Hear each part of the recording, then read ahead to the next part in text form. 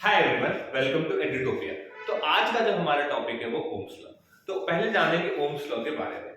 1827 में मतलब 1827 में जर्मन फिजिसिस्ट जिनका नाम था जॉर्ज साइमन ओम, इन्होंने एक रिलेशनशिप ड्राइव किया था पोटेंशियल डिफरेंस V और करंट में I में।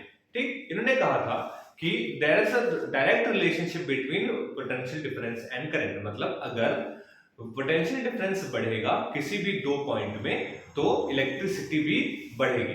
ठीक, मतलब इन्होंने ये कहा था कि इनके अगर स्टेटमेंट से कहा जाए तो इन्होंने कहा था जो V है मतलब पोटेंशियल डिफरेंस है वो डायरेक्टली प्रोपोर्शनल टू क्या है, करंट फ्लोइंग थ्रू इट। मतलब अगर V बढ़ेगा तो I भी बढ़ेगा। ठीक, तो इसका मतलब था V अपॉन I क्या आएगा, कांस्टेंट आएगा।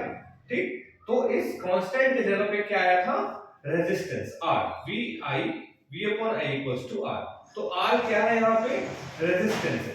यही कहा था ओम्स लॉ में कि V is directly proportional to I and the proportional जब हम हटाएंगे तो क्या आएगा, एक कांस्टेंट जो कि R है, दैट इज रेजिस्टेंस। ठीक, तो यहाँ पे रेजिस्टेंस क्या था, resistance is that property of any metal या metallic wire which resist the flow of current. ठीक, तो यहां से हमारा ये ओम्स लॉ आ गया। तो ओम्स लॉ 1827 में इन्होंने एक रिलेशनशिप दिया था जिससे ये पता चला था V is directly proportional to R। इसका मतलब ये है कि V जैसे जैसे बढ़ेगा वैसे वैसे करंट भी बढ़ेगा, या V अगर जैसे जैसे घटेगा वैसे ही करंट भी घटेगा। ठीक,